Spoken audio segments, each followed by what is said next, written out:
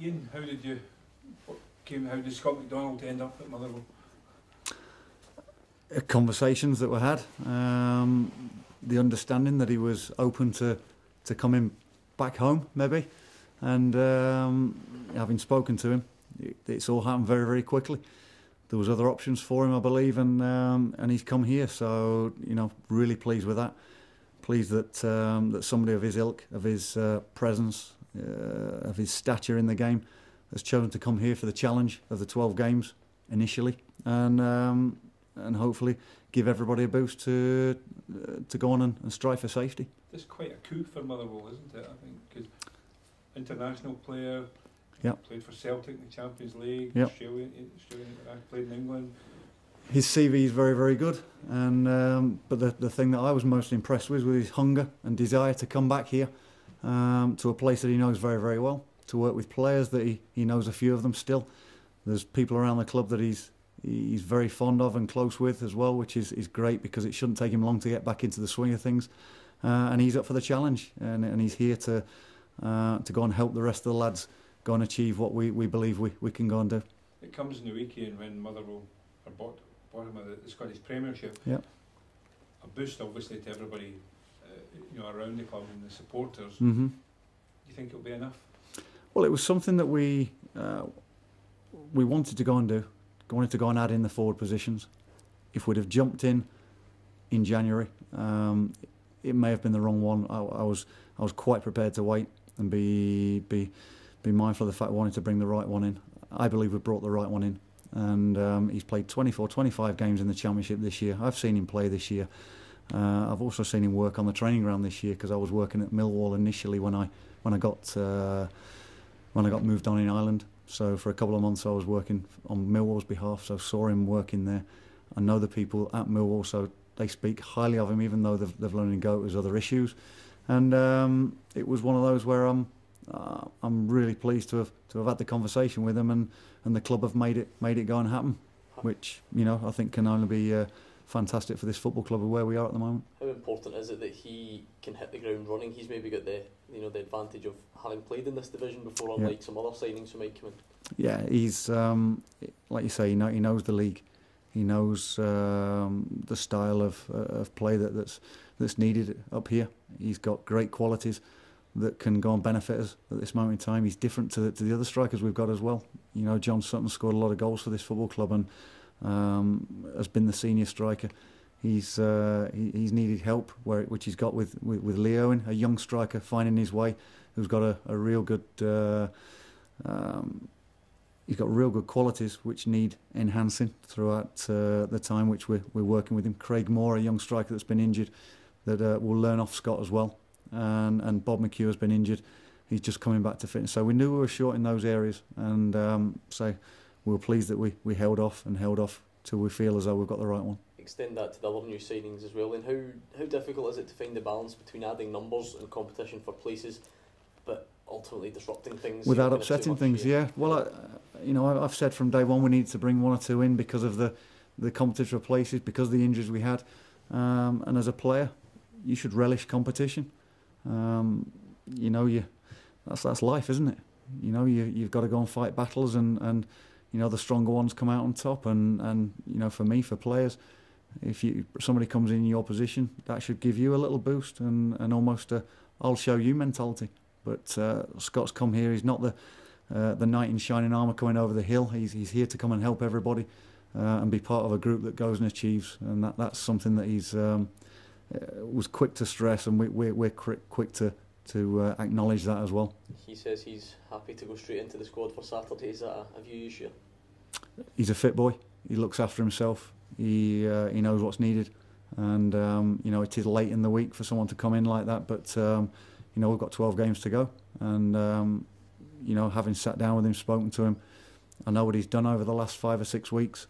I would have no qualms in putting him in the squad for sure. Is this a financial gamble for the club?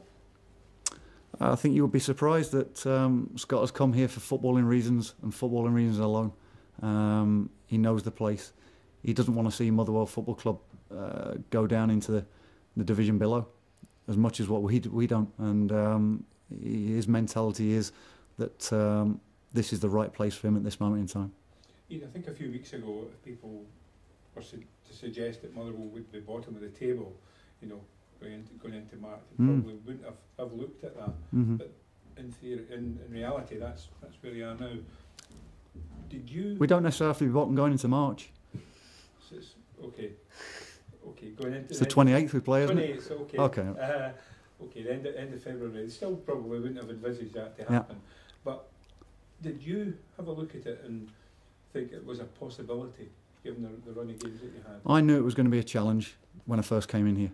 10 games ago, I came in and we had a real good start with the 2 wins. It was 2 wins in. It's turned out to be 2 wins in 10 games. But I looked at it before we came here, and they've won 3 games in the 20 games previously. So I knew it was going to be a real challenge for everybody in this football club, and I knew that the changes we were looking at making as well would make us stronger. But whether that would be able to work quickly enough to knit everything together, there's real positivity off the pitch, and with the things that are going on with the recruitment side and the strength and conditioning, the performance, the whole thing about the football club is changing, and I can see it coming together to give us a real good ending to the season. Last season, Hibernian, it was a little bit different because Hearts with a 15-point deduction. The Hibs ended up in the playoffs with, I think it was 36 points. Where Motherwell are at the moment, 18 points after 26 games. Do you have a points figure in your mind that you think might be enough to save you? Every season's different. And people can say, can you reach the 40 point mark? Can you reach this at a certain stage? Every season's different. As it is at the moment, there's 3 clubs on 18 points.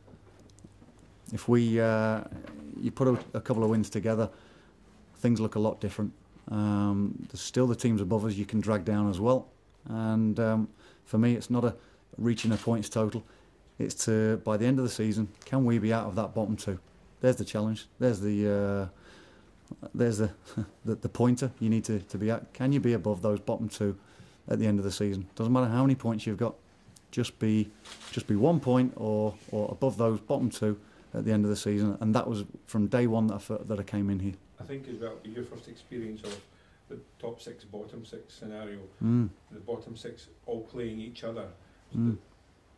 They can't all win and they won't all lose. No, so there's going to be plenty of twists and turns. It's an interesting scenario, and it takes it right to the end, doesn't it? And that's obviously why it's been put there in the first place. So I feel there's no reason why we can't get to before the split to get ourselves out of that scenario. That those 5 final games aren't as close as what they are at this moment in time, and that's the challenge for us. Inverness are obviously unbeaten this year. Ian, is that going to be a difficult task to be the first team this year to beat them? They've done very, very well, and everyone can acknowledge that John Hughes has put together a squad that are fighting for a top 3 place, and no one would deny that they've gone and done well this season. But that's our challenge. It took, when John Hughes first went in there, it didn't happen straight away for him, and he's had to work very, very hard with the squad. And over the course of time that he's been there, that's now bearing fruit. And for us, again, that's what we look at, and we try and test ourselves against the top 3 side at this moment in time, which should give everyone a lift. How have you gone about this week? Because obviously last weekend's performance was a bit disappointing. Mm. Lack of threat. How have you gone about trying to change that, trying to lift the players? And you obviously take the fear factor out, as you said after. That's exactly what we've tried to do. We've done it a little bit different. The way the week has gone slightly, but again, that's to make sure that it's fresh for everybody. We've gone over the defeat from last week. We've gone over pointers that we can improve upon. We were better at the back. We were better as a unit defensively. We now need to make sure that we're a threat going forward and finding that right balance. But again, training's been very, very good this week, building up to this weekend's game, and we come in tomorrow for the final preparations and make sure that we're firing for Saturday. Some of the fans have questioned the team's performance over the last few weeks, as I'm sure you have. they're also questioning Ian Baraclough. Are you up for this challenge? That's the position I'm in. You know, that's not changed with anybody since I first started coaching, managing. The buck stops with me, and but I've got a group of players that are working very, very hard. They're enjoying doing their work. They're being stimulated by the changes we've made as well, and you know, the new players that are coming in, they've got to gel quickly, and Scott's one of those as well that will have that on his mind. But I think we're in a far stronger position than what we possibly were 10 weeks ago when I first came in as a club. Yep, we're on the same points as the other two down the bottom there, but I've got every confidence going forward into the next 12 games. For me, am I enjoying it? I'm enjoying it. You are enjoying it? Of course I am, yeah. I'm doing something that I love, and I've not shirked away from a challenge. So for me, it's it'll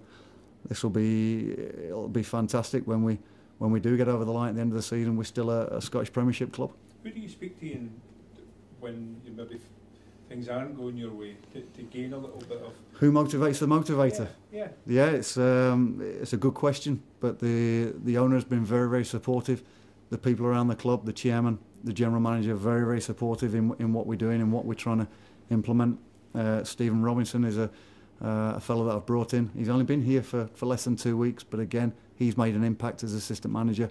But there's people away from the club as well that you know, I've got good family.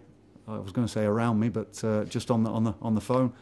But managers as well, previous managers, people who I still speak to regularly, that have contacted me and understand what I'm going through, what we're going through as a club, and we'll do that together. We'll fight it together, and that's how it will be. Just team news wise, I think Stephen Pearson is fit and ready to go. Trained this week, and he's a lot closer than what he was last week. And then we'll see where we go from there. But there's a good group ready to go and battle for places first and foremost. Everyone wants to be in that starting 11, and if not, be an impact from the bench. How did Marvin Johnson go on? Obviously, he came up with this. Marvin's trained. He was sore the early part of the week, but fortunately we got a good bit of news, and that he hadn't done anything structurally wrong with his ankle, and he's trained very, very well.